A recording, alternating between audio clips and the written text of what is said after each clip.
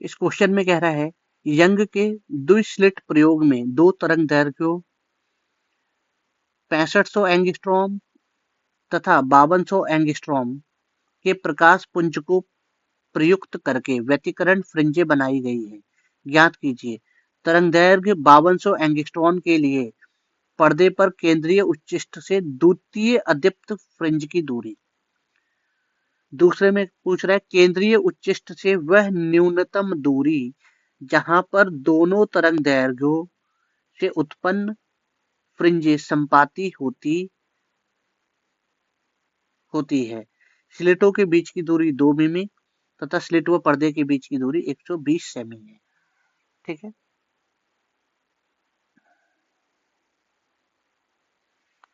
ठीक है। तो फ्रिंजें संपाती होनी चाहिए। तो हमें लैम्डा 1 दे रखा है कितना 6500 एंगस्ट्रॉम और लैम्डा 2 कितना दे रखा है लैम्डा 2 दे रखा है 5200 एंगस्ट्रॉम। इसे अगर मैं मीटर में करूं तो ये हो जाएगा 6.5, ये हो जाएगा 5.2 गुणे 10 की पावर -7 मीटर। क्लियर। और क्या दे रखा है छोटा डी स्लिटों के बीच की दूरी 2 मिमी मतलब 2 गुणे 10 की पावर -3 मीटर और ऐसे ही बड़ा डी दे रखा है 120 सेमी मतलब 1.2 मीटर। क्लियर। तो पहला क्वेश्चन क्या है 5200 एंगस्ट्रॉन के लिए पर्दे पर केंद्रीय उच्चिष्ट से द्वितीय अदीप्त फ्रिंज की दूरी। तो अदीप्त फ्रिंज के लिए फॉर्मूला क्या होता है 2n-1 D lambda by 2d। ठीक है, तो यहाँ पे लैम्डा 2 आ जाएगा। तो दूसरे द्वितीय अदीप्त मतलब 2 इंटू 2 -1 डी कितना हो जाएगा 1.2 इंटू लैम्डा 2 कितना हो जाएगा 5.2 इंटू 10 की पावर -7 बाय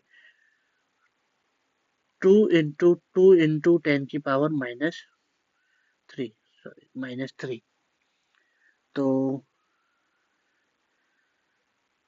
13 चौका 52 तो 4 से कैंसिल ही हो जाएगा 1.3 और इससे ये कैंसिल तो प्लस का 3 हो जाएगा। तो y इक्वल टू क्या हो जाएगा इधर बच गया 4 - 1 3 गुणे 1.2 गुणे 1.3 गुणे 10 की पावर -4।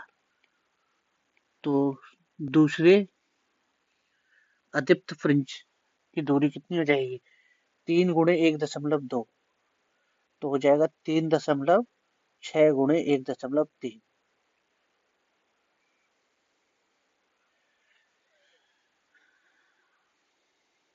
कितना हो जाएगा 4.68 गुणे 10 की पावर -4 मीटर। यह हो जाएगा 4.68 एक मिनट 0.468 मिलीमीटर। ठीक है ना, मिलीमीटर को मैं ऐसे लिख रहा हूँ mm ऐसे मिमी हो जाएगा मिमी। चलो मिमी ही लिख देता हूँ थोड़ा हिंदी लिखने में परेशानी होती है आजकल। क्लियर। ये हो गया। अब दूसरा क्वेश्चन क्या कह रहा है अरे यार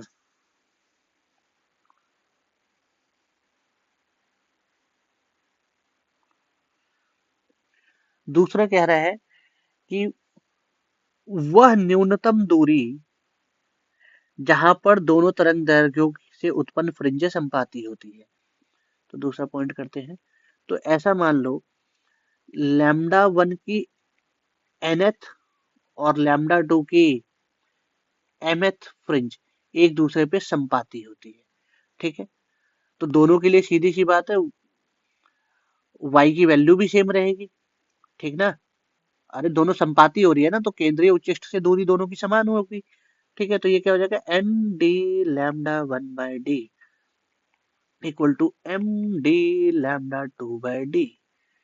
तो D D D D N by M equal to क्या आ गया, λ2/λ1। तो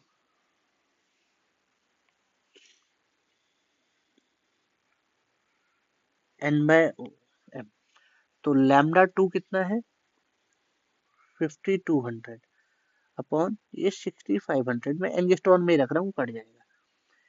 इसे 13 से काटो, कितना आएगा 4, ये कितना आएगा 5, मतलब n by M equal to 4/5। तो n इक्वल मतलब λ1 की फोर्थ फ्रिंज और λ2 की फिफ्थ फ्रिंज, वो आपस में कोइंसाइड कर रही है, ठीक ना। λ1 की हमने nth मानी थी और λ1 की mth। तो पहली बार जो कोइंसाइड कर रही, पहली बार जो संपाति हो रही है वो λ1 की चौथी और λ2 की पांचवी। या फिर दूसरी बार अगर कहे तो दूसरी बार 2 की मल्टीप्लाई कर दो ऊपर नीचे, तीसरी बार कहे तो 3 की ऊपर नीचे मल्टीप्लाई करो 12/15, चौथी बार कहे तो 16/20, पांचवी बार कहे तो 20/25। तो ऐसे चलता रहेगा, ठीक ना। मल्टीप्लाई करते जाओ जितनी बार, जिस बार की बात करें। तो हमसे पहली बात, पहली बात तो ये, जो तो टिकटॉक टिकटॉक चलती है, अरे चलो न्यूनतम दूरी की बात हो रही है। तो y n इक्वल टू क्या हो जाएगा, n, अरे n d λ1/d, ठीक है। तो n की वैल्यू रख लेते हैं, n कितना है 4, d कितना है 1.2, गुणे λ1 कितना है, λ1 6.5 into 10⁻⁷ upon capital D, small D कितना है 2 इंटू 10⁻⁻3। तो 2 से ये कैंसिल और इससे ये कैंसिल, तो 10⁻⁻4। तो कितना हो जाएगा 2 इंटू 1.2, 2.4 इंटू 6.5 इंटू 10⁻⁻4। तो वाई एन इक्वल टू क्या हो गया 2.4 इंटू 6.5।